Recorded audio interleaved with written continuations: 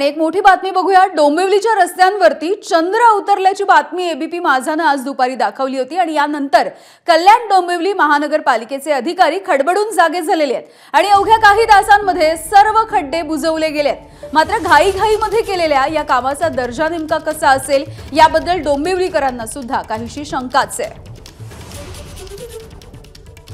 तर ही दोन दृश्य आपण बघतोय। डोंबिवलीमध्ये हे मोठमोठे खड्डे पडलेले होते आणि याबद्दलची बातमी एबीपी माझाने लावून धरली होती। दुपारीच ही बातमी दाखवली होती आणि यानंतर माझाच्या दणक्यानंतर हे खड्डे आता बुजवण्यात आलेले आहेत।